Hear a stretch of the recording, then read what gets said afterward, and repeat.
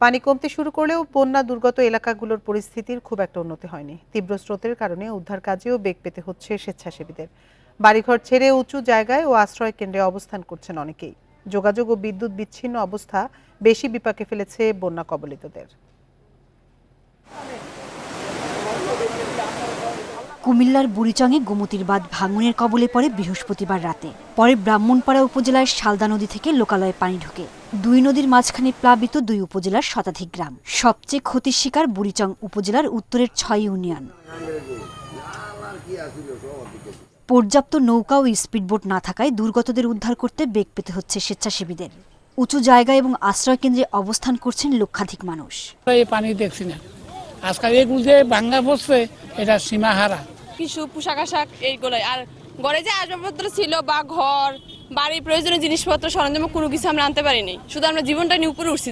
প্রশাসন বলছে বন্যার্তদের জন্য পর্যাপ্ত ত্রাণ মজুদ আছে। পানি বেশি উচ্চতায় ওঠার আগেই দুর্গত এলাকার মানুষকে আশ্রয় কেন্দ্রে যাওয়ার জন্য নির্দেশনা দেওয়া হয়েছে।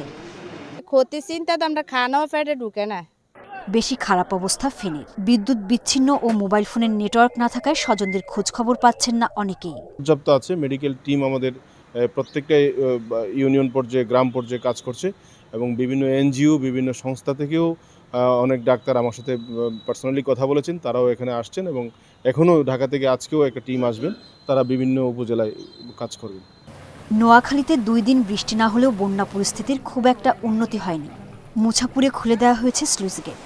সরকারি হিসেবে এ পর্যন্ত ৮ উপজেলার ৮২৬টি আশ্রয় কেন্দ্রে আশ্রয় নিয়েছেন ১,৫৩,৪৫৬ জন।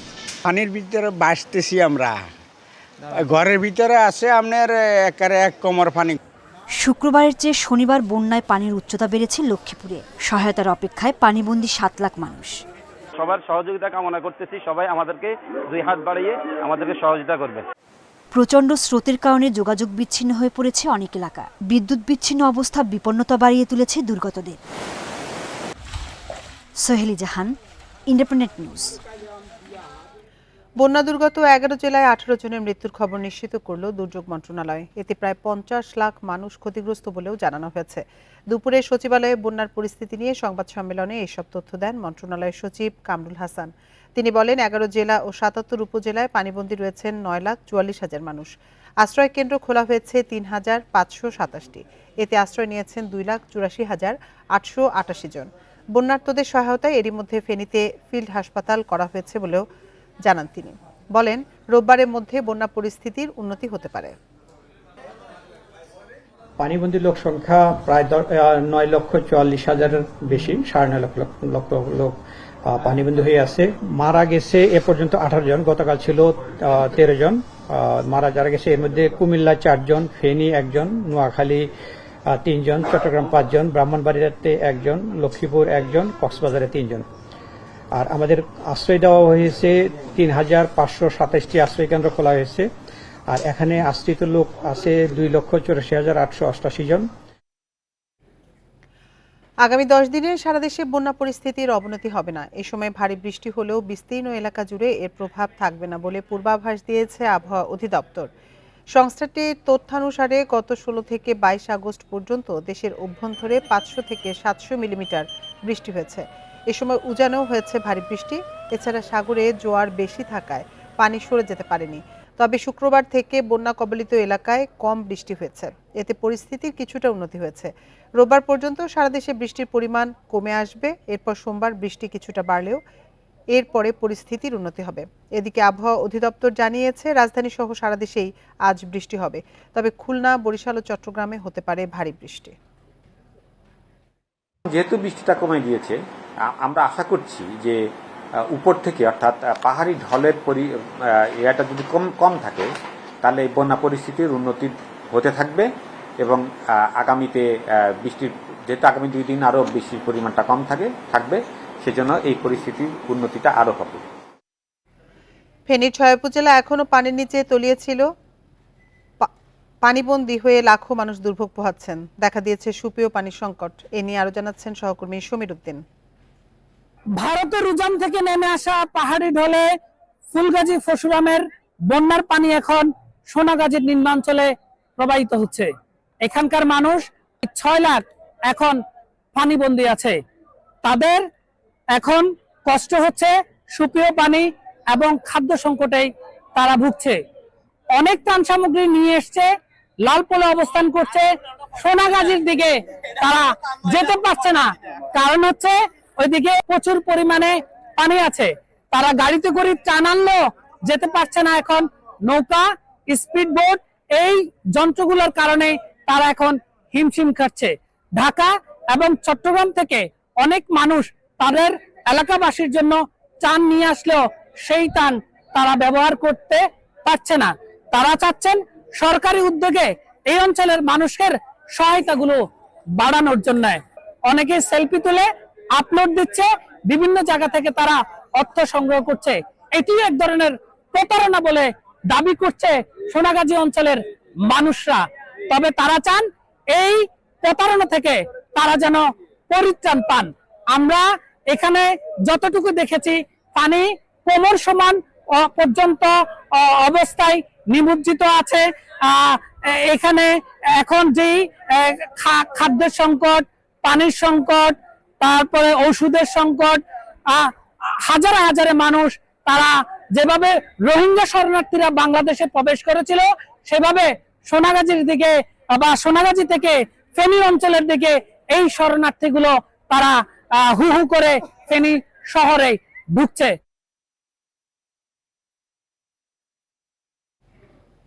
বন্যা পরিস্থিতি নিয়ে আরো জানাতে এবার কুমিল্লা এবং নোয়াখালী থেকে যোগ দিচ্ছেন সহকর্মীরা। শুরুতে যাচ্ছি কুমিল্লায়, সেখানে আছেন আমাদের সহকর্মী তানভীর খন্দকার। তানভীর, কুমিল্লার কিছু এলাকা থেকে তো পানি নামতে এরই মধ্যে শুরু করেছে, এই মুহূর্তের পরিস্থিতি কেমন দেখছেন? ত্রাণ সহায়তা যেগুলো যাচ্ছে সেগুলো সঠিকভাবে তাদের মধ্যে বন্টন করা যাচ্ছে কিনা? আসলে কুমিল্লার বন্যা পরিস্থিতি কিন্তু অবনতির দিকে, অর্থাৎ গোমতী নদীর যে বাঁধ ভাঙন হয়েছে সেই ভাঙনের পানি উত্তর দিকে প্রবেশ করছে, অন্যদিকে শালদা নদীতে যে বাঁধ ভেঙেছে সেই কিন্তু পানি দক্ষিণ দিকে প্রবেশ করেছে। অর্থাৎ দুটি নদীর মাঝখানে যে দুটি উপজেলা আছে, বুড়িচং এবং ব্রাহ্মণপাড়া, এই এলাকাগুলোর কিন্তু নতুন নতুন এলাকা প্লাবিত হচ্ছে। আর আমরা গতকাল রাত থেকে যে চিত্রটি দেখেছি বুড়িচং উপজেলায়, আসলে যে এলাকার মানুষ গত অন্তত 10 বছরেও বন্যার আশঙ্কা করেনি, তারাও কিন্তু এই মুহূর্তে পানিবন্দী হয়ে পড়ছেন। নতুন নতুন এলাকায় পানি আসছে, সেই এইসব এলাকা থেকে কিন্তু মানুষজনকে আমরা বের হয়ে যেতে দেখেছি। যেমন আমি এখন আছি ভরাসার বাজারে, বুড়িচং উপজেলায়। এই এলাকাটি অন্যান্য এলাকা থেকে তুলনামূলক উচ্চতায় থাকলেও এই এলাকায়ও কিন্তু পানি চলে আসছে। মানুষ কিন্তু স্বাভাবিকভাবেই তারা আশ্রয়ের জন্য ছুটছে। আমরা দেখছি যে বিভিন্ন এলাকা থেকে স্বেচ্ছাসেবী যারা আছে তারা কিন্তু এখানে আসছে ত্রাণ দেওয়ার জন্য, কিন্তু যেহেতু এখানে পর্যাপ্ত নৌকা কিংবা স্পিড বোটের ব্যবস্থা নেই, সে কারণে কিন্তু স্বেচ্ছাসেবীরা সেখানে যেতে অনেক সমস্যার মধ্যে পড়ছে। আর আমরা স্থানীয়দের সাথে কথা বলছিলাম যে পেছনে মহিষমারা, বাক্সিমুল, ইচাপুরা যে বিস্তীর্ণ এলাকা আছে, সেখানে পানির যে পরিমাণ সেটি কিন্তু এখন প্রায় 10 ফুটের উপরে পার হয়ে গেছে। তো যারাই এখন স্বেচ্ছাসেবীরা আসবেন কুমিল্লার বুড়িচং উপজেলা, তারা যেন পালপাড়া যে সেতু আছে সেই সেতু হয়ে উত্তর দিকে যেসব গ্রামগুলো আছে সেই গ্রামগুলোতে তারা সাহায্য নিয়ে যান। আর আমরা দেখেছি যে অন্তত শতাধিক ট্রাক কিন্তু এদিকে আসছে, কিন্তু স্বেচ্ছাসেবীরাও আসছে, কিন্তু পানির উচ্চতা এতটুকু যে আশ্রয় কেন্দ্রগুলোতে পার পাঠানো পর্যন্ত তারা অসম্ভব হয়ে পড়ে। এই কারণে কিন্তু তারা প্রশাসনিক সহযোগিতা পেয়েছেন। প্রশাসনিক যে স্পিড বোট আছে বা নৌকা আছে, সেই সব ব্যবস্থাপনার মাধ্যমে যদি সেখানে ত্রাণ পাঠানো যায়, তবে কিন্তু সাধারণ মানুষের কাছে ত্রাণ পৌঁছাতে পারে। না হয় কিন্তু এই এলাকার মানুষ অর্ধাহারে অনাহারে কিন্তু কষ্ট পাবে। আর একটি বিষয় হচ্ছে বিশুদ্ধ খাবার ঔষধের অভাব কিন্তু আছে এইসব এলাকায়। প্রশাসনের পক্ষ থেকে এবং স্বেচ্ছাসেবীরা যারা আছে, খাবারের পাশাপাশি শুকনো কাপড়, ঔষধ এবং খাবারের জন্য কিন্তু বারবার যারা বন্যার্ত হয়েছেন তারা প্রত্যাশা করছেন। তো এই হচ্ছে কুমিল্লার বন্যা পরিস্থিতির সর্বশেষ খবর। তানভীর, আপনি সাথেই থাকুন। এবার আমরা যেতে চাই কুমিল্লায়, সেখানে আছেন সহকর্মী আবু নাসের। নোয়াখালী থেকে জানাচ্ছেন আমাদের সহকর্মী আবু নাসের। আবু নাসের, নোয়াখালীতে তো গত 2 দিন থেকে কোনো বৃষ্টি হয়নি, এরপরে দেখা গেছে যে পরিস্থিতির খুব একটা উন্নতি হয়নি। এদিকে আবার মুসাপুরে স্লুইস গেটও খুলে দেওয়া হয়েছে, তো পরিস্থিতি কেমন দেখছেন এই মুহূর্তের? ঠিকই বলেছেন, গতকালকে এবং আজকে নোয়াখালীতে কিন্তু বৃষ্টিপাত হয়নি এবং আজকে সকাল থেকে রৌদ্রোজ্জ্বল দিন যাচ্ছে নোয়াখালীতে এবং এতে করে মনে হচ্ছে যে বৃষ্টির পানি না কমলে, বৃষ্টিতে না হলে যে পরিমাণ পানি কমার কথা ততটা কমেনি। তবে একটি ভালো খবর হচ্ছে যে এখন মুসাফুরের 23টি গেট যে রেগুলেটর, মুসাফুর ক্লোজারের ওখানে যে রেগুলেটর আছে সেখানে 23টি গেট খুলে দেওয়া হয়েছে। এর ফলে তীব্র বেগে পানি নামতেছে। আমি যদি একটু দেখাই, আমার পেছনেও একটি সংযোগ খাল রয়েছে, এখান দিয়ে এই যে দত্তেরহাট জেলা শহরের দত্তেরহাট দিয়ে এই খাল দিয়ে খুব বেগেই কিন্তু পানি নামতেছে এবং স্থানীয় বাসিন্দা যারা রয়েছেন তারা কিন্তু পর্যবেক্ষণ করছেন, উৎসুক লোকজন এই যে পানি নামার দৃশ্য, কারণ বহুল কাঙ্ক্ষিত। তারা প্রতি মুহূর্তে আশা করছেন পানিটা যেন নেমে যায়, এই দুর্যোগ থেকে তারা যেন রক্ষা পান। তো স্থানীয় বাসিন্দাদের তবে একটি অভিযোগ রয়েছে, সেই অভিযোগটি হচ্ছে এমন যে জায়গায় জায়গায় যে পোল কালভার্ট ব্রিজগুলো হয়েছে সেখানে যে রিং সড়কের মতো করা হয়েছে, রিং বাদ দেওয়া হয় সাধারণত পোল কালভার্ট ব্রিজ করার সময়, সেই বাঁধগুলো কিন্তু ব্রিজ করা শেষে কেটে দিতে হয়, এই জন্য বরাদ্দও থাকে, এগুলো কেটে দেওয়া হয় নাই। এ কারণে কিন্তু ব্রিজের নিচ দিয়ে যেভাবে পানি যাওয়ার কথা সেভাবে যাচ্ছে না।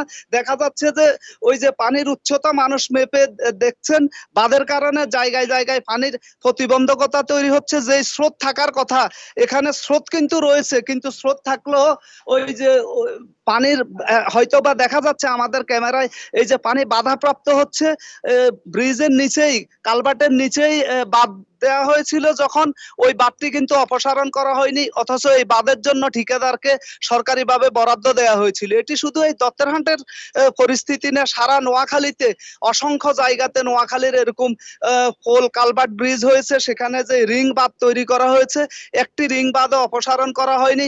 এই রিং বাঁধগুলোতে পলি জমে এবং ময়লা আবর্জনা জমে, পলিথিন জমে পরিস্থিতি খুবই নাজুক হয়ে আছে। এখন এই মুহূর্তে প্রশাসনের পক্ষ থেকে দ্রুততার সাথে বেকু মেশিন এনে কিংবা এই যে ড্রেজার মেশিন এনে যদি প্রত্যেকটি এই যে রিং বাঁধ অপসারণ করা যায় তাহলে যে ফ্লো রয়েছে মুসাফুর ক্লোজার দিয়ে তাতে অনেক দ্রুততার সাথে এই পানি নেমে যাবে বলে স্থানীয় বাসিন্দারা আশা করছেন। তবে একটি বিষয় হচ্ছে যে আমরা গতকাল থেকে যেই তথ্য দিয়ে আসতেছি, প্রতিনিয়ত এখানে পানিবন্দী মানুষের সংখ্যা বাড়ছে। আজকে সরকারিভাবেই জানানো হয়েছে যে গতকাল পর্যন্ত যেখানে 502টি আশ্রয় কেন্দ্র ছিল সেখানে আজকে সরকারিভাবে ঘোষণা দেওয়া হয়েছে তারাই 863টির মতো আশ্রয় কেন্দ্র এখানে করেছেন এবং বেসরকারিভাবে অসংখ্য আশ্রয় কেন্দ্র রয়েছে, সেখানে প্রত্যেকটি আশ্রয় কেন্দ্রে তিল ধারণের জায়গা নেই। অন্যদিকে সরকারিভাবে যেখানে গতকাল পর্যন্ত 20 লাখ লোক পানিবন্দী বলা হয়েছে, আজকে বলা হচ্ছে প্রায় 21 লক্ষের মতো লোক পানিবন্দী এবং আজকে সরকারিভাবে ঘোষণা দেওয়া হয়েছে যে এখানে আশ্রয় কেন্দ্রগুলোতে প্রায় 21 লক্ষ, প্রায় 1 লক্ষ এর উপরে মানুষ আশ্রয় নিয়েছেন বলে ঘোষণা দেওয়া হয়েছে। এসব আশ্রয় কেন্দ্রে সরকারি কি পাচ্ছে না এদিকে না তাকিয়ে স্থানীয় বাসিন্দারা যা সামর্থ্য আছে তা নিয়ে আশ্রিত মানুষের পাশে দাঁড়িয়েছেন। কেউ রান্না করে দিচ্ছেন, কেউ তাদেরকে শুকনো খাবার দিচ্ছেন, কেউ চিকিৎসা সামগ্রী দিচ্ছেন। তো স্থানীয় বাসিন্দাদের আশ্রিত লোকজনের দাবি হচ্ছে দ্রুততার সাথে পর্যাপ্ত ত্রাণ সামগ্রী আশ্রয় কেন্দ্রে এবং যেসব বানবাসী মানুষ। আপনি আরো তথ্য সংগ্রহ করুন, পরবর্তীতে আবার আমরা আপনার সাথে যোগাযোগ করব। বন্যা পরিস্থিতি সবশেষ তথ্য জানাচ্ছিলেন আমাদের সহকর্মীরা। এদিকে ফেনীর 6 উপজেলায় 10 লাখের বেশি পানিবন্দী, উদ্ধার করা হয়েছে অন্তত 50,000 জনকে। বিদ্যুৎ বিচ্ছিন্ন সব এলাকা। সশস্ত্র বাহিনী সহ বিভিন্ন আইন শৃঙ্খলা বাহিনী এবং স্বেচ্ছাসেবী সংগঠন ত্রাণ ও উদ্ধার তৎপরতা চালাচ্ছে। সকালে হেলিকপ্টারে বিভিন্ন ভবনের ছাদে ত্রাণ সামগ্রী ফেলা হয়েছে। ফেনী থেকে আরো জানাচ্ছেন সহকর্মী আব্দুল্লাহ আল রাফি। আমরা আছি সবচেয়ে বেশি বন্যা দুর্গত এলাকা ফেনীতে। এখন ফেনীর চারদিকে শুধু পানি আর পানি, লক্ষ লক্ষ ঘর বাড়ি এখনো পানির নিচে তলিয়ে আছে। নিদারুণ কষ্টে তারা এখন রয়েছেন। র্যাবের পক্ষ থেকে হেলিকপ্টারের মাধ্যমে এখন ত্রাণ বিতরণ চলছে। এমন একটা অবস্থা, কোথাও হেলিকপ্টার ল্যান্ড করার মতো অবস্থা নেই। বিভিন্ন ছাদে ছুঁড়ে ছুঁড়ে এই ত্রাণগুলো পৌঁছে দেওয়া হচ্ছে। এতটাই দুর্গম এবং পানিতে চারদিকে তলিয়ে গেছে। চারদিকে আপনারা দেখুন যে কী অবস্থা, যে ঘর বাড়ি তো তলিয়ে গেছে, স্কুল মাদ্রাসা মসজিদ সকল কিছু এখন পানির নিচে আছে এবং বিভিন্ন সরকারি বেসরকারি সংস্থাগুলো চেষ্টা করছে এই দুর্গত মানুষগুলোর পাশে দাঁড়ানোর জন্য। উপর থেকে দেখে যেটা মনে হচ্ছে এখনো অনেক মানুষ ত্রাণের অপেক্ষায় রয়েছে এবং ফায়ার সার্ভিস, সেনাবাহিনী, নৌবাহিনী, র্যাব, পুলিশ সবাই চেষ্টা করছে এই মানুষগুলোর, দুর্গত মানুষগুলোর পাশে দাঁড়ানোর জন্য। এবং যারা এই আটকে পড়েছেন প্রায় 50 লাখেরও বেশি মানুষ, দুর্গত মানুষদের পাশে দাঁড়ানোর জন্য সরকারের পক্ষ থেকে সব ধরনের চেষ্টা চলছে এবং সরকারের পাশাপাশি বিভিন্ন বেসরকারি প্রতিষ্ঠানও চেষ্টা করছে এই মানুষগুলোর পাশে দাঁড়ানোর জন্য। ফেনী, আমরা লক্ষ্মীপুর, ফেনী, কুমিল্লা সহ এই এলাকাগুলোতে আমরা এখন ঘুরছি এবং দেখছি চারদিকে পানি আর পানি। আমরা যতদূর জানতে পেরেছি যে এই এলাকাগুলোতে সবচেয়ে বেশি ফেনীর ছাগলনাইয়া এবং পশুরাম যে এলাকাটি, সেই এলাকাটিতে আমরা এখন অবস্থান করছি। এখানে এখনো বন্যার পানি যদিও কিছুটা কমেছে, কিন্তু সেই হারে কমার কোনো আমরা এখনো পাচ্ছি না। তবে চেষ্টা করা হচ্ছে এই সমস্ত জায়গায় যতটা দ্রুত সম্ভব এই বন্যায় যারা আক্রান্ত হয়েছে দুর্গত মানুষদের পাশে দাঁড়ানোর জন্য। বন্যা পরিস্থিতি নিয়ে আরো জানাতে এবার চট্টগ্রাম এবং লক্ষ্মীপুর থেকে যোগ দিচ্ছেন সহকর্মীরা। শুরুতে যাচ্ছি চট্টগ্রামে, সেখানে আছেন সহকর্মী আব্দুল্লাহ রাকিব। রাকিব, চট্টগ্রামের কোন কোন এলাকা প্লাবিত হয়েছে, সেখানকার বর্তমান পরিস্থিতি কেমন দেখছেন?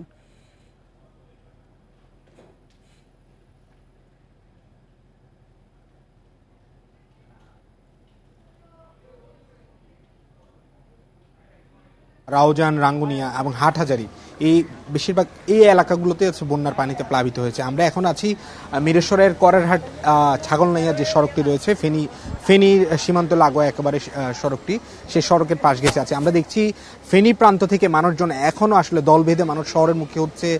যারা আসলে গ্রামের যে গ্রামগুলো আসলে গ্রামের পর গ্রাম প্লাবিত হয়েছে, পানিময় পুরো এলাকা, এখনও গ্রামের পর গ্রামের বাড়িঘর ডুবে আছে, মাদ্রাসা, মসজিদ সবই পানির নিচে।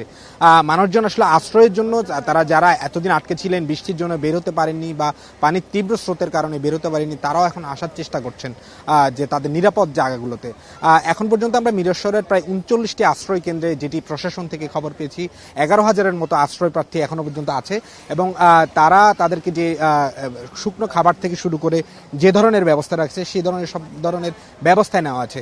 আমরা সকাল থেকে দেখেছি এই সড়কটি ধরে যে মানুষজন যারা আসছিলেন তাদেরকে নিয়ে যাওয়ার জন্য এবং তাদেরকে ত্রাণ দেওয়ার জন্য যে ত্রাণবাহী গাড়িগুলো যাচ্ছে, সেই ত্রাণবাহী গাড়িগুলো আমরা দেখেছি একটু পরে গিয়ে, অর্থাৎ শুভপুর এলাকায় গিয়ে এরপরে আর যেতে পারছে না। অর্থাৎ সেই পুরো পথ জুড়ে পানি, যার ফলে হচ্ছে যে ত্রাণের প্রায় 50-এর অধিক যে গাড়িগুলো গিয়েছে সেগুলো সেখানেই ত্রাণ দিয়ে তারা ফেরত চলে আসছে। অর্থাৎ ত্রাণ বলা চলে একটা জায়গা কেন্দ্র করে দেওয়া হচ্ছে এবং যার ফলে যারা ভিতরের যে গ্রামগুলো রয়েছে, সেই গ্রামে যারা এখন আটকে আছে তারা এখনো ত্রাণ পাচ্ছে না। তবে সেনাবাহিনীর তৎপরতা আমরা দেখেছি, সেনাবাহিনীর তারা চেষ্টা করছেন ভেতরে যাওয়ার। তবে পানি যেহেতু এখন কমছে, পানির স্রোতটা কিছুটা নিচের দিকে, অর্থাৎ পানি এখন এই পথ ধরে ধুমঘাট হয়ে সায়েরখালী হয়ে, অর্থাৎ বঙ্গোপসাগরের যে পথটি রয়েছে সে পথ ধরে পানি নামছে। তবে পানি নামার যে গতি বা সাধারণ মানুষ বলছে সেটি একেবারেই কম। তবে আসার কথা এখন পর্যন্ত, অর্থাৎ গতকাল থেকে আমরা দেখেছি এই এলাকায় বা চট্টগ্রাম জুড়ে কোথাও এখনো বৃষ্টি হয়নি। ফলে বৃষ্টি না হওয়াটা এটি অনেকটা আশীর্বাদ। কিন্তু মানুষজন বলছে যে পানি যেহেতু ফেনীর পাশ থেকে যে পানি, সে পানিগুলো এই মিরেশ্বরা এই অঞ্চলে আসছে, ফলে পানি এখানে কিছুটা কমলেও সেটা আসলে স্বাভাবিক না। অর্থাৎ মানুষ বলছেন যে স্বাভাবিক জীবনযাত্রা আরেকটু, অর্থাৎ রাস্তাঘাট যে চলাচলের যে উপযোগী, সেই উপযোগীর জন্য আরেকটু সময় হয়তো লাগছে। সব মিলিয়ে আমরা এখানে যেটি দেখছি, ত্রাণের তৎপরতাও বেড়েছে, পাশাপাশি মানুষজনের দুর্ভোগ দুর্দশা একই সাথে বেড়েছে। মানুষজন এখন যেটি সংকট, সেটি হচ্ছে সুপেয় পানির সংকটটা এখানে প্রচণ্ড মাত্রায় আছে। তবে স্বেচ্ছাসেবী সংগঠন থেকে শুরু করে বেসরকারি প্রতিষ্ঠান, ব্যক্তিগত উদ্যোগ, পাশাপাশি সরকারি উদ্যোগের চেষ্টা করা হচ্ছে এখানে ত্রাণ তৎপরতা চালানোর। এখানে আরেকটি বিষয় যেটি এখনকার সংকট দেখা দিয়েছে, অর্থাৎ মানুষের মধ্যে উদ্বেগ উৎকণ্ঠার জায়গা তৈরি করছে। অর্থাৎ রাত যখন গভীর হয়, সেক্ষেত্রে ডাকাতদের দলের এক ধরনের অপতৎপরতা বেড়েছে এই গ্রাম অঞ্চলগুলোতে। ফলে মানুষজন এমনিতে পানিবন্দী, মানুষজন যে দুর্ভোগ দুর্দশা, তার মধ্যে নতুন একটি দুর্ভোগ তৈরি হয়েছে ডাকাতের উৎপাত। অর্থাৎ মানুষজন বলছে যে যেখানে মানুষকে আসলে সহযোগিতার করার কথা, সেখানে একটি পক্ষ তারা আসলে এই সুযোগ নিয়ে মানুষের বাড়িঘরে যারা আটকে আছেন তাদেরকে ডাকাতি করার চেষ্টা করছে। ঢাকা চট্টগ্রাম মহাসড়কে যে গাড়িগুলো রয়েছে, ত্রাণবাহী গাড়ি, সেই গাড়িগুলোতে তারা হামলা করার চেষ্টা করছে। যদিও প্রশাসনের সাথে আমরা কথা বলছি, প্রশাসন বলছে তারা তাদের তৎপরতা বাড়িয়েছে। গতকালও একটি ডাকাত দলকে তারা আটক করেছেন। সব মিলিয়ে এখানের ত্রাণ তৎপরতা, পাশাপাশি মানুষজন যারা বন্যা দুর্গত মানুষ আছেন তাদেরকে নিরাপদ স্থানে নিয়ে যাওয়ার জন্য যে চেষ্টা, সেটি এখন আছে। তবে আমরা যেহেতু ফেনীর একেবারে লাগোয়া একটি অংশে আছি, সেই ফেনী অংশের অর্থাৎ শুভপুর এলাকার মানুষজন, ছাগলনাইয়া অংশের মানুষজন তারা এখনো আটকে আছে। সেখানে কোনো ধরনের ত্রাণ তৎপরতা নেই। সেটি আসলে জোরদার করার কথা বারে বারে মানুষজন আমাদেরকে বলছে। রাকিব, আপনি সাথেই থাকুন। এবার আমরা যাব লক্ষ্মীপুরে, সেখানে আছেন সহকর্মী আব্বাস হোসেন। আব্বাস, লক্ষ্মীপুরেও বিস্তীর্ণ এলাকা প্লাবিত হয়েছে, মানুষের দুর্ভোগ সম্পর্কে জানাবেন। এবং আমরা দেখেছি যে স্বেচ্ছাসেবীরা দুর্গম এলাকাগুলোতে যেতে বেগ পেতে হচ্ছে, তো পরিস্থিতি কিভাবে মোকাবেলা করা হচ্ছে?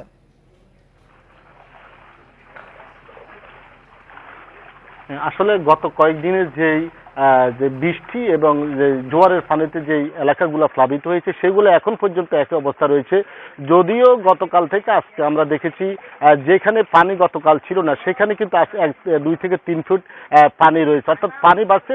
তো এখানকার যে পানি উন্নয়ন বোর্ড যেটি বলছেন যে আসলে ফেনী এবং নোয়াখালীর যে অর্থাৎ ডাকাতিয়া এবং রহমতখালী নদী হয়ে যে পানিটা কিন্তু মেঘনায় প্রবাহিত হচ্ছে, এই পানিগুলাই কিন্তু মূলত এখন এই যে শহরে বা গ্রামে, শহর থেকে গ্রাম প্রত্যেকটি অঞ্চলে কিন্তু এখন পানি আর পানি।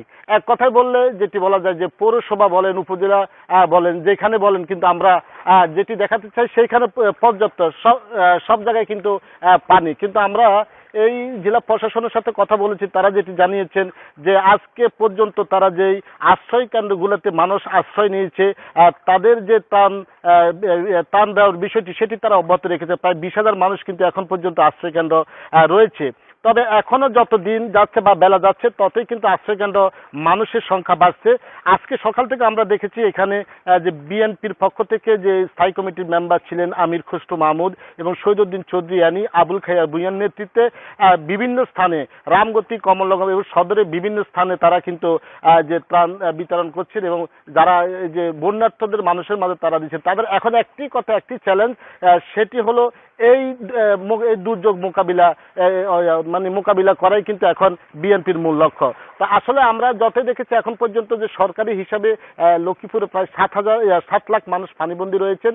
তবে জেলা প্রশাসনের পক্ষ থেকে বিভিন্ন খালে যে বাঁধগুলো রয়েছে সেখানে কিন্তু প্রায় 200 মতো বাঁধ কিন্তু কেটে দেওয়া হয়েছে, অর্থাৎ এই বাঁধগুলো এক সময় দখল করে রাখছে, এই কেটে দেওয়ার কারণে পানি সেখান দিয়েও প্রবাহিত হচ্ছে। তবে এখন পর্যন্ত যে আমরা মৎস্য বিভাগের যে হিসাব, সেখানে কিন্তু 40,000 যে পুকুর বা ঘের ডুবে মাছ কিন্তু ভেসে গেছে। এর মধ্যে 20,000 হেক্টর যে শরৎকালীন এবং আমনের বীজতলা নষ্ট হয়েছে। অর্থাৎ এগুলা নিয়ে দুশ্চিন্তা এখনকার কৃষক এবং চাষিরা, পাশাপাশি এই বন্যায় কিভাবে সেটি মোকাবেলা করবে সেই চিন্তা করছে এখানকার মানুষ। তবে সবকিছু মিলে এখন আমরা যেটি দেখেছি সেনাবাহিনী, পুলিশ বা স্থানীয় প্রশাসন বা বিভিন্ন রাজনৈতিক দল কিন্তু এই বন্যার্থদের মাঝে আছেন। বিভিন্ন স্বেচ্ছাসেবী সংগঠনগুলো তারা কিন্তু নৌকায় করে এবং তারা কিন্তু যে পানিতে ডুবে কিন্তু তারা মানুষের মাঝে তার সামগ্রী নিয়ে যাচ্ছেন। অর্থাৎ দুর্ভোগ যেটি সেটি কিন্তু চরম আকারে ধারণ করেছে। বন্যা পরিস্থিতি সবশেষ তথ্য জানাচ্ছিলেন আমাদের সহকর্মীরা। উজানের ঢল ও বৃষ্টি কমে আসায় কয়েকটি জেলা থেকে নামছে বন্যার পানি। অনেক এলাকায় বাড়িঘরে ফিরতে শুরু করেছেন দুর্গতরা। এখন ক্ষয়ক্ষতি কাটিয়ে ওঠা নিয়ে দুশ্চিন্তায় তারা। এদিকে সড়ক ক্ষতিগ্রস্ত হওয়ায় যোগাযোগ স্বাভাবিক হয়নি বেশিরভাগ স্থানে। উজানের ঢল কমায় মৌলভীবাজারের কমলগঞ্জ, রাজনগর ও কুলাউড়ার বিভিন্ন এলাকা থেকে নামছে বন্যার পানি। এরই মধ্যে নিজ নিজ বাড়িতে ফিরতে শুরু করেছেন দুর্গত এলাকার মানুষ। গরো আটমান পানি আসলাম তো আর ওই গালার সাইডে যেটা আছে উঠানো হলতা পড়ে গেছিল আর কি। আমরা অনেক জিনিস নষ্ট হয়ে গেছে। আজকে সকালে পানি নামছে, আমরা এখন আয়া ঘর দ্বার পরিষ্কার করতেছি। এর মধ্যেও কাওয়াদিঘি ও হাকালুকি হাওড় অঞ্চলে পানি এখনো বাড়ছে। এতে প্লাবিত হচ্ছে নতুন নতুন এলাকা। 55টি আশ্রয় কেন্দ্রে এখনো অবস্থান করছেন 8,500 মানুষ। হবিগঞ্জেও রাস্তাঘাট, ঘরবাড়ি থেকে পানি নামতে শুরু করেছে, তবে এখনও পানিবন্দী 22 ইউনিয়নের 50,000 মানুষ। বন্যার পানি কমতেছে কিন্তু অনেকের বাড়ি ঘরে এখনো পানি বিদ্যমান রয়েছে। রাস্তার মধ্যে বড় গতকালকে হোমর পানি আসিল, আজকে পানি শুনমিয়া ঘন্টা পানি পর্যন্ত আইছে। বর্তমানে আমরা বাড়িঘর অবস্থা খারাপ। মানুষের যে সঞ্চিত যে সমস্ত জিনিস মানে ধান চাল ছিল সেগুলো নষ্ট হয়েছে, আরও বিভিন্ন ক্ষয়ক্ষতির শিকার হয়েছে মানুষ ব্যাপকভাবে। চট্টগ্রামে বন্যা কবলিত 4 উপজেলা থেকে পানি নামতে শুরু করেছে, তবে ধীরগতির কারণে পরিস্থিতির তেমন উন্নতি হয়নি। দেখা দিয়েছে খাবার ও বিশুদ্ধ পানির সংকট। ব্রাহ্মণবাড়িয়ার আখাউড়ায় বন্যার পানি কমতে থাকায় পরিস্থিতির উন্নতি হয়েছে, তবে ক্ষতিগ্রস্ত সড়ক ও বাঁধের কারণে যোগাযোগ বিচ্ছিন্ন অনেক এলাকা। আমাদের সরকারি সহায়তা যেটা এসছে 15 মেট্রিক টন চাল এবং 5 লক্ষ টাকা, সেটা আমরা বিতরণ শুরু করেছি। আর এই বিতরণ কার্যে আমাদের সার্বিকভাবে সহায়তা করেছে বাংলাদেশ সেনাবাহিনী, আছেন আমাদের ছাত্র সমাজের প্রতিনিধি যারা আছেন তারা সহ স্থানীয় জনগণকে সম্পৃক্ত করে আমরা এই ত্রাণগুলো বিতরণ করেছি। খাগড়াছড়িতেও বন্যা পরিস্থিতির উন্নতি হয়েছে, তবে নিচু এলাকা হওয়ার কারণে দীঘিনালার মেনুং ইউনিয়নের বেশিরভাগ এলাকা এখনও পানিবন্দী। রেশমি নন্দী, ইন্ডিপেন্ডেন্ট নিউজ। খুলনার পাইকগাছার দেলুটির ক্ষতিগ্রস্ত ওয়াবদার বেড়িবাঁধ 3 দিনেও মেরামত করা সম্ভব হয়নি। 2 দফায় মেরামত করা বাঁধ জোয়ারের পানিতে ভেসে গেছে, ফলে 13 গ্রাম প্লাবিত হয়ে 15,000 মানুষ পানিবন্দী হয়ে পড়েছে। ধসে পড়েছে শত শত কাঁচা ঘরবাড়ি। বাঁধ ভেঙে ভেসে গেছে বিস্তীর্ণ এলাকার বীজতলা, আমন ফসল ও মাছ। আশ্রয় কেন্দ্রে উঠেছেন ক্ষতিগ্রস্ত মানুষ। গত বৃহস্পতিবার দুপুরে ভদ্রা নদীর প্রবল জোয়ারের পানিতে উপজেলার দেলুটি ইউনিয়নের 22 নম্বর পোল্ডারের কালীনগর এলাকার পানি উন্নয়ন বোর্ডের ওয়াবদার বেড়িবাঁধ ভেঙে 5টি গ্রাম প্লাবিত হয়। পরে সন্ধ্যায় এলাকাবাসী বাঁশে পাইলিং ও ভেকু দিয়ে ক্ষতিগ্রস্ত বাঁধ প্রাথমিকভাবে মেরামত করেন, তবে রাতের জোয়ারের পানিতে বাঁধটি ভেসে যায়। শুক্রবার সকালে উপজেলা প্রশাসন, পানি উন্নয়ন বোর্ড ও ইউনিয়ন পরিষদের তত্ত্বাবধানে এলাকার হাজার হাজার মানুষ আবার মেরামত করেন। সে বাঁধ আবারও দুপুরের জোয়ারের পানিতে ভেসে যায়।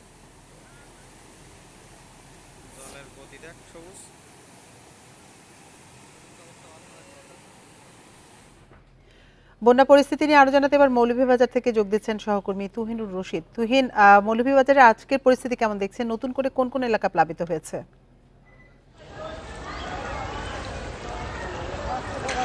মৌলভীবাজারে আসলে বন্যা পরিস্থিতি এখন উন্নতির দিকে যাচ্ছে, অর্থাৎ উজান এলাকাগুলিতে কিন্তু এখন যে বানের পানি এসেছিল সেগুলি ধীরে ধীরে নামতে শুরু করেছে গতকাল থেকে, এবং এই পানিগুলো নেমে কিন্তু হাকালুকি, কাওয়াদিকি, হাওর অঞ্চলগুলিতেই কিন্তু নামছে, যার ফলে ওইসব এলাকার যে বাড়িঘর গ্রামগুলি প্লাবিত হচ্ছে। যে বিষয়টি মৌলভীবাজারের মনু নদী যেটি আছে, সেই মনু নদীর পানি কিন্তু বিপদসীমার একটি জায়গা ছাড়া সব জায়গাতেই বিপদসীমার নিচে নেমে এসেছে। চাঁদনিঘাট পয়েন্ট যেটি আছে সেই পয়েন্টে কিন্তু বিপদসীমার 90 সেন্টিমিটার উপর দিয়ে প্রবাহিত হচ্ছে দুপুর পর্যন্ত। তবে মনু নদীর পানি কিন্তু কমছে, এমনটি আমাদেরকে জানানো হয়েছে পানি উন্নয়ন বোর্ডের থেকে। তবে যে বিষয়টা হচ্ছে, এখানে কিন্তু বন্যার পানি নামলেও কিন্তু এখনও বাড়ি করে পানি আছে বিভিন্ন জায়গায়। তবে অনেক জায়গা থেকে পানি নামার ফলে কিন্তু মানুষজন এখন বাড়ি করে ফিরতে শুরু করেছেন, আমরা দেখেছি। এবং সেই বিধ্বস্ত বাড়ি করে তারা এসে তাদের যে জিনিসপত্রগুলি ফেলে গেছিলেন সেগুলি কিন্তু আমরা দেখেছি যে মানুষজন তারা সেই জিনিসগুলি অনেকেই হারিয়েছেন। এবং এই মুহূর্তে আসলে মৌলভীবাজারের যে বন্যা পরিস্থিতি সেটি আসলে উন্নতির দিকে যাচ্ছে উজান এলাকাগুলিতে, কিন্তু ভাটি এলাকাগুলিতে এখন কিন্তু নতুন নতুন জায়গা প্লাবিত হচ্ছে। জেলা প্রশাসনের যে তরফ থেকে বা তথ্য মতে হচ্ছে যে এখন পর্যন্ত 2.5 লাখের মতো মানুষ কিন্তু এখনো দুর্ভোগে রয়েছেন এবং দুর্ভোগ পোহাচ্ছেন। ত্রাণ যে বিষয়টা আসলে এখন যে এলাকাগুলিতে আমরা দেখেছি যে সরকারি তরফ থেকে তারা ত্রাণ প্রদান অব্যাহত রেখেছেন, পাশাপাশি হচ্ছে যে এখানকার যে সামাজিক সংগঠন, সাংস্কৃতিক সংগঠন, রাজনৈতিক দল সহ এখানকার যেসব প্রবাসীরা তারাও কিন্তু উদ্যোগ নিয়েছেন, বন্যা কবলিত মানুষদেরকে তারা সাহায্য সহযোগিতা দিয়ে যাচ্ছেন। তবে যে বিষয়টা আসলে এখানে যে বানের পানি যেগুলি, সেগুলির যে ক্ষতচিহ্ন সেগুলি কিন্তু আমরা দেখছি। এখানে যে পানি, এই যে আমি যে জায়গাটিতে আছি এটি রাজনগর সদরের পাশেই একটি এলাকা। এই এলাকায় কিন্তু আপনি যে পানির লেভেলটা দেখছেন, এখানে কিন্তু আরও 3 ফিট উপর দিয়ে পানি প্রবাহিত হচ্ছিল, এবং এই দেয়ালগুলি ভেঙে কিন্তু পানি নিম্নাঞ্চলে পতিত হয়েছে। তবে সব মিলিয়ে এই মুহূর্তে বন্যা পরিস্থিতি মৌলভীবাজারের যে রাজনগর, কুলাউড়া এই দুটি উপজেলার বন্যা পরিস্থিতি উন্নতির দিকে যাচ্ছে। তবে যে কমলগঞ্জের যে উপজেলার যে বন্যা পরিস্থিতি সেটি কিন্তু আমরা দেখেছি যে অনেকটাই স্বাভাবিক হয়েছে, কারণ এখানে যে ধলই নদী রয়েছে সেই ধলই নদীর পানি কিন্তু অনেকটাই নেমে এসেছে বিপদসীমার নিচে। তো সব মিলিয়ে মৌলভীবাজারে একদিকে বন্যা পরিস্থিতির উজান এলাকার স্বাভাবিক হচ্ছে, আবার অন্যদিকে হাওর অঞ্চলে এখন বন্যা পরিস্থিতি আরও কিছুটা অবনতি হচ্ছে, এমনটাই কিন্তু আমরা জেনেছি বা খবর পেয়েছি। মৌলভীবাজার থেকে জানাচ্ছিলেন সহকর্মী তুহিনুর রশিদ। বানভাসীদের জন্য রাতভর নিজেদের সর্বোচ্চটা দিয়ে কাজ করেছেন শিক্ষার্থীরা। রাজধানীর নানা জায়গা থেকে কেউ তুলে এনেছেন ত্রাণ, কেউ ব্যস্ত ব্যবস্থাপনায়, আরেক দল সেসব নিয়ে ছুটেছেন দুর্গত এলাকায়। তাদের সামনে এখন একমাত্র বাধা যোগাযোগ জটিলতা। তখন রাত প্রায় 12টা। রাজধানীর নানা এলাকা থেকে ত্রাণ নিয়ে রাখা হচ্ছে ঢাকা বিশ্ববিদ্যালয়ের টিএসসিতে। সেসব গুছিয়ে রাখছেন শিক্ষার্থীরা। তাতে আছে ছোট বড় সবার জন্যই নতুন বা পুরনো পোশাক। আমরা দেখেছি অনেক দূর দূরান্ত জায়গা থেকে মানুষ স্বপ্রণোদিত ইচ্ছাকৃত হয়ে এসেছে, এখানে এসেছে এবং যারা না আসতে পারছে আমাদেরকে জানাচ্ছে, আমরা গাড়ি পাঠিয়ে তাদের বাসায় যানবাহন পাঠিয়ে আমরা কিন্তু সেখান থেকে নিয়ে আসছি। এখানে হচ্ছে স্কুল কলেজ বিশ্ববিদ্যালয় সবাই এখানে আছে। স্পেসিফিকভাবে কোন বিশ্ববিদ্যালয় কোন কলেজ এখানে কিছুই নেই। যেমন আমি নটর ডেম ইউনিভার্সিটি স্টুডেন্ট, আমি ঢাকা ইউনিভার্সিটির সবাই ভাইয়াদের সাথে আমার ফ্রেন্ডদের সাথে সেভাবে কাজ করে যাচ্ছি। আরেক প্রান্তে খাদ্য সামগ্রী, বিশুদ্ধ পানি বা শুকনা খাবার, তেল থেকে শুরু করে নানা ওষুধ বা খাবার স্যালাইন কি নেই এখানে। আমাদের সরকারের কাছে এই দাবি করি যেন উনি পার্শ্ববর্তী দেশকে বলে যে এখনই থামা উচিত। যত কিছু লাগে ওষুধদ্রব্য থেকে শুরু করে শুকনা খাবার থেকে শুরু করে আপনার হচ্ছে কাপড় পর্যন্ত বাদ যায়নি। দুর্গতদের সহায়তায় অর্থ সংগ্রহ করেছেন বেসরকারি বিশ্ববিদ্যালয়ের শিক্ষার্থীরাও। ঢাকার নানা জায়গা থেকে নৌকা জোগাড় করে মধ্যরাতে ক্যাম্পাস ছাড়ে ব্র্যাক বিশ্ববিদ্যালয়ের একটি দল। টিম যাবে হচ্ছে লক্ষ্মীপুরে যাবে, আর আরেকটা যাবে হচ্ছে কুমিল্লার দিকে যাবে। লক্ষ্মীপুরে যে টিমটা যাবে সেই টিমটা মেইনলি রিলিফের কাজে যাচ্ছে। পানির লেভেল অনেক উপর স্তরে আছে আর কি, যেখানে মানুষ সঠিকভাবে বের হতে পারছে না। তা ওখানে আমরা নৌকাগুলো ডিপ্লয় করব এবং সেখান থেকে মানুষদেরকে উদ্ধার করার ব্যবস্থা করব। প্রায় একই সময়ে আরও 3টি ট্রাকে 500 পরিবারের জন্য এক সপ্তাহের খাবার নিয়ে কুমিল্লা গেছে ইস্ট ওয়েস্ট বিশ্ববিদ্যালয়ের শিক্ষার্থীরা। আমরা আজকে আমাদের সহ প্রায় 6টা টিম চলে গেছে। আমাদের ফেনীতে টিম গেছে, আমাদের লক্ষ্মীপুরে একটা টিম গেছে, কুমিল্লাতেও টিম গেছে। আমরা যখন আসলে ধনী গরিব বলে কোনো কিছু থাকে না, টাকাও ভাষায় নেওয়া যায়, খাবারও ভাষায় নেওয়া যায়। তো সেই হিসাবে আমরা বুঝতেছি সবাই নিডি। আমরা যারা প্রকৃতভাবে এটার প্রয়োজন অনুভব করবে আমরা তাদেরকে হেল্প করব। এ সময় তারা জানান সুষ্ঠুভাবে ত্রাণ পৌঁছতে দরকার সঠিক তথ্য, তাই এ কাজে এগিয়ে আসতে হবে সবাইকে। ইকরামুল কবির, ইন্ডিপেন্ডেন্ট নিউজ, ঢাকা। বন্যায় ত্রাণ সামগ্রী, চিরা, গুড়, মুড়ি সহ বেশিরভাগ শুকনো খাবারের চাহিদা বেড়েছে, একই সাথে বেড়েছে দামও। সংকটের সুযোগে ব্যবসায়ীরা অতি মুনাফা করছেন বলে অভিযোগ ক্রেতাদের। দুর্যোগে ব্যবসায়ীদের মানবিক হওয়ার আহ্বান এবং সংশ্লিষ্টদের কঠোর বাজার তদারকির দাবি তাদের। আকস্মিক বন্যায় চরম দুর্ভোগে পড়েছেন দেশের উত্তর ও দক্ষিণ পূর্ব অঞ্চলের লাখ লাখ মানুষ। তাদের সাহায্যে নানা শ্রেণী পেশার মানুষ বিভিন্ন শুকনো খাবার পাঠাচ্ছেন দুর্গত এলাকায়। এতে বিক্রি বেড়েছে চিরা, মুড়ি, গুড়ের। বাজারে 2-3 দিন আগেও প্রতি কেজি মুড়ি 60 থেকে 65 টাকায় বিক্রি হলেও এখন তা কিনতে হচ্ছে 65 থেকে 70 টাকায়। তাও পাওয়া যাচ্ছে না বেশিরভাগ দোকানে। চিরার কেজিতে গড়ে 6 টাকা বেড়ে বিক্রি হচ্ছে 65 টাকায়। গুড়ের কেজিতে প্রায় 20 টাকা বেড়ে 120 থেকে 140 টাকায় বিক্রি হচ্ছে। সিন্ডিকেট করে হচ্ছে কিছু দাম বাড়াইছে স্বাভাবিকত, কারণ যেটা হচ্ছে আর 3 দিন আগে যেটা দাম ছিল সীমিত, এটা অনেকটাই বাড়তি। বাজারে তত্ত্বাবধানটা অবশ্যই প্রয়োজন। বাজারে একটা কমিটি গঠন করার প্রয়োজন গভর্নমেন্ট থেকে, যাতে দাম বাড়তি না নিতে পারে। ত্রাণ সামগ্রী, মোমবাতিরও দাম বেড়েছে। প্রতিটি 2 থেকে 3 টাকা বেড়ে মোমবাতি বিক্রি হচ্ছে ন্যূনতম 10 টাকায়। সংকটের সুযোগে ব্যবসায়ীরা অতি মুনাফা করছেন বলে অভিযোগ ক্রেতাদের, যদিও তা অস্বীকার করছেন বিক্রেতারা। জনগণের সহযোগিতায় আমরা কিন্তু যাতে তাদেরকে পাশে দাঁড়াইতে পারি, তাদের সহযোগিতা করতে পারি, এই জন্য কিন্তু আশা। এখন ব্যবসায়ীরা যদি আমাদের সাথে এই সুযোগটা নেয় তাহলে কিন্তু এটা আসলে মনে হয় না খুবই আমাদের জন্য ভালো হবে। একটা দুইটা জিনিস নিচ্ছি না, অনেকটা জিনিস নিচ্ছি।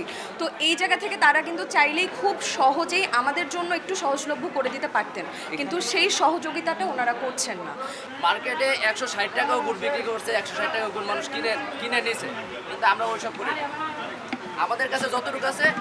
এদিকে এসব খাবারের বাজার স্বাভাবিক রাখতে অভিযান চালিয়েছে ভোক্তা অধিকার সংরক্ষণ অধিদপ্তর। কারওয়ান বাজারে মূল্য তালিকা ও রসিদ না থাকায় 2 দোকানিকে জরিমানা করা হয়েছে 15,000 টাকা।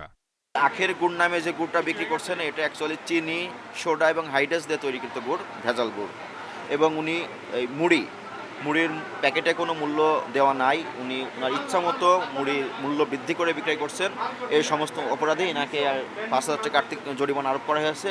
দুর্যোগের সময়ে বাজার নিয়ন্ত্রণে নিয়মিত কার্যক্রম ও বাড়তি তদারকি চলবে বলেও জানিয়েছে ভোক্তা অধিকার সংরক্ষণ অধিদপ্তর। আপনার কাছে এই গুড় কি পরিমাণ আছে? Shahid Ahmed, independent news, Dhaka. বন্যা দুর্গত এলাকায় কাজ করছে এমন বেসরকারি সংস্থা ও এনজিও কর্মকর্তাদের সঙ্গে আজ আলোচনায় বসবেন প্রধান উপদেষ্টা ডক্টর মোহাম্মদ ইউনূস। বিকেল ৩টায় প্রধান উপদেষ্টার সরকারি বাসভবন যমুনায় এই বৈঠক অনুষ্ঠিত হবে, জানিয়েছে প্রধান উপদেষ্টার প্রেস উইং।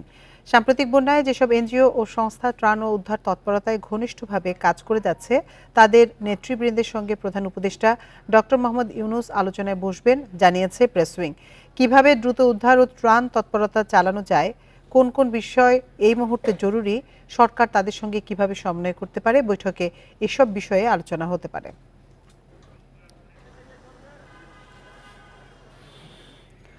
অভিন্ন নদীতে বাঁধ নির্মাণ করে পানির স্বাভাবিক প্রবাহ বাধাগ্রস্ত করেছে ভারত। তবে বিএনপি ক্ষমতায় গেলে ন্যায্য হিস্সা নিশ্চিত করা হবে বলে জানিয়েছেন স্থায়ী কমিটির সদস্য হাফিজ উদ্দিন আহমেদ। সকালে জিয়াউর রহমানের সমাধিতে শ্রদ্ধা জানিয়ে এসব কথা জানান তিনি। বলেন, আওয়ামী লীগের সরকার দেশের অর্থনীতিকে ধ্বংস করেছে, আয়নাঘর বানিয়ে করেছে গুণ খুন। অন্তর্বর্তী সরকারের কাছে এর সুষ্ঠু বিচার চেয়ে তিনি বলেন, বুকের রক্ত দিয়ে গণতন্ত্রের পথ সুগম করা শিক্ষার্থীদের স্বপ্ন বাস্তবায়ন করবে বিএনপি। এছাড়া অন্তর্বর্তী সরকার অল্প সময়ের মধ্যেই নির্বাচনের প্রস্তুতি নেবে বলেও আশা তার। ৫৪টা নদী ভারতের মধ্যে দিয়ে প্রবাহিত হয়ে বাংলাদেশে প্রবেশ করেছে। প্রত্যেকটি নদীতে অন্যায়ভাবে ভারত সেখানে বাঁধ নির্মাণ করেছে, যে বাঁধ নির্মাণের ফলে আমাদের কৃষক ন্যায্য পানি পাচ্ছে না। এটা বাংলাদেশের মানুষের প্রধান সমস্যা, পানি সম্পদের সমস্যা। এটি যদি তিনি সমাধান করতে পারেন ভালো, না হলে আমরা আশা করি জনগণের রায় নিয়ে যদি বিএনপিকে দায়িত্ব দেয় জনগণ, তাহলে আমরা প্রত্যেকটা নদীর ন্যায্য হিস্সা আমরা বাংলাদেশের জনগণের জন্য অধিকার করতে পারবো।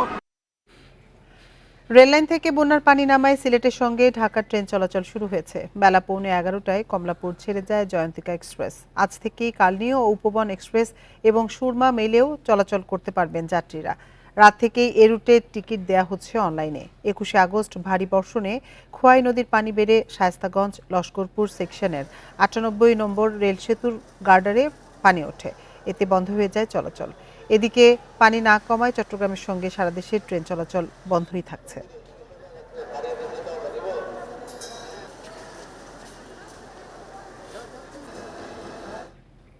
এদিকে কাল থেকে আগের সূচিতেই চালু হচ্ছে মেট্রো রেল, তবে বন্ধ থাকছে ক্ষতিগ্রস্ত কাজীপাড়া ও মিরপুর 10 নম্বরের স্টেশন। এ তথ্য নিশ্চিত করেছে ঢাকা ম্যাস ট্রানজিট কোম্পানি। এতে 1 মাস 8 দিন পর সকাল 7:10 উত্তরা উত্তর স্টেশন ছাড়বে প্রথম ট্রেন। এরই মধ্যে 10টি ট্রেন নিয়ে চালানো হয়েছে ট্রায়াল রান। শিক্ষার্থীদের কমপ্লিট শাটডাউন কর্মসূচির সময় 18 জুলাই বিকেল 5:30 থেকে বন্ধ করে দেওয়া হয় মেট্রো রেল চলাচল। পরদিন কাজীপাড়া ও মিরপুর 10 নম্বর স্টেশনে দুর্বৃত্তদের হামলার পর দেখা দেয় অচলাবস্থা।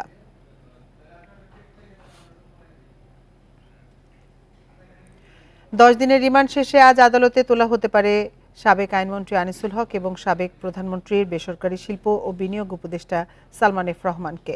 দুপুরের পর ডিবি কার্যালয় থেকে তাদেরকে ঢাকার সিএমএম আদালতে নেওয়া হতে পারে। এছাড়া সাবেক সমাজ কল্যাণমন্ত্রী দীপুমণি ও সেনাবাহিনী থেকে অব্যাহতিপ্রাপ্ত মেজর জেনারেল জিয়াউল আহসানকে রিমান্ড শেষ হচ্ছে আজ। এই দুজনকেও আজ আদালতে তোলা হতে পারে। এর আগে গত 13 আগস্ট আনিসুল হক ও সালমান এফ রহমানকে রাজধানীর সদরঘাট থেকে গ্রেপ্তার করা হয় বলে জানান ডিএমপি কমিশনার মাইনুল হাসান। পরদিন তাদেরকে আদালতে তোলা হলে জিজ্ঞাসাবাদের জন্য 10 দিনের রিমান্ড মঞ্জুর করা হয়। বৈষম্য বিরোধী ছাত্র আন্দোলন চলাকালে রাজধানীর সায়েন্স ল্যাবরেটরি এলাকায় ব্যবসায়ী শাহজাহান নিহতের ঘটনায় নিউমার্কেট থানার মামলায় সালমান ও আনিসুলকে গ্রেপ্তার দেখায় পুলিশ।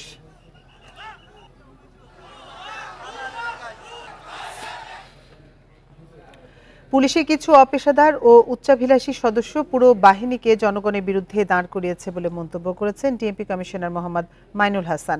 সকালে ডিএমপির মিডিয়া সেন্টারে সংবাদ সম্মেলনে এই মন্তব্য করেন তিনি। ডিএমপি কমিশনার বলেন, অনেকে অপেশাদার আচরণ করেছে, তাদের চিহ্নিত করে আইনের আওতায় আনা হবে। ডিএমপিকে ঢেলে সাজানো হবে, বিশেষ কোনো জেলার সদস্যদের দিয়ে নয়, ডিএমপি পরিচালিত পেশাদার কর্মকর্তাদের নিয়ে। পরে তিনি বলেন, আন্দোলনের সময় আওয়ামী লীগ, ছাত্রলীগ সহ যারা অস্ত্র ব্যবহার করেছেন তাদের অবৈধ অস্ত্র উদ্ধারে কাজ চলছে। বৈষম্য বিরোধী ছাত্র আন্দোলনে ডিএমপির 50টির মধ্যে 22টি থানা পুড়েছে। অনেক পুলিশ হতাহত হয়েছে, যার কারণে এখনো আতঙ্কে আছেন অনেক পুলিশ সদস্য। এখনো পুরোপুরি পুলিশি ব্যবস্থা চালু করতে আরও কিছুটা সময় লাগবে। পেশাদার পুলিশ বাহিনী তৈরি হবে। এখানে আপনার দুর্নীতি, অনিয়ম, অন্যায় এর কোনো স্থান থাকবে না। এবং এটার জন্য আমাদের দিক থেকে যেরকম যে কর্মপরিকল্পনা থাকবে। একই সাথে আমরা জনগণের সাপোর্টও চাই যে আপনারা ধরিয়ে দেন কে এরকম যে অপরাধমূলক কাজগুলো করছে, নিয়ম বহির্ভূত বিধিমূলক কাজগুলো করছে, এগুলো আপনারাও ইনফরমেশন আমাদেরকে দেবেন। অন্তর্বর্তী সরকার অত্যন্ত স্বচ্ছ এবং তারা ক্ষমতা আঁকড়ে না থেকে যথাসময়ে নির্বাচন দেবেন বলে মন্তব্য করেছেন জামায়াতে ইসলামীর আমির ডাক্তার শফিকুর রহমান। হবিগঞ্জে এক অনুষ্ঠানে তিনি বলেন, জামায়াতকে আইনি প্রক্রিয়ায় নয় নির্বাহী আদেশে নিষিদ্ধ করা হয়েছে। আর নিবন্ধন বাতিল আদালতের রায়ের বিষয়, তাই সেটি আইনগতভাবেই মোকাবেলা করবে জামায়াত। শফিকুর রহমান বলেন, বৈষম্য বিরোধী ছাত্র আন্দোলনে যারা নিহত হয়েছেন তারা জাতীয় বীর। তাদের আত্মত্যাগের কারণে দেশ একটি জুলুমবাজ সরকারের হাত থেকে রক্ষা পেয়েছে। এদিকে সাতক্ষীরায় জেলা জামায়াত আয়োজিত এক অনুষ্ঠানে দলের মহাসচিব মিয়া গোলাম পারওয়ার বলেন, প্রশাসনের বিভিন্ন স্তরে আওয়ামী সরকারের লোকদের অপসারণ না করা পর্যন্ত নির্বাচনের জন্য ধৈর্য ধরতে হবে। যতক্ষণ পর্যন্ত দেশ পুনর্গঠন না হবে ততদিন অন্তর্বর্তীকালীন সরকারকে সময় দেওয়া হবে। আন্দোলনে নিহত পরিবারদের অনুষ্ঠানে আর্থিক অনুদান দেওয়া হয়।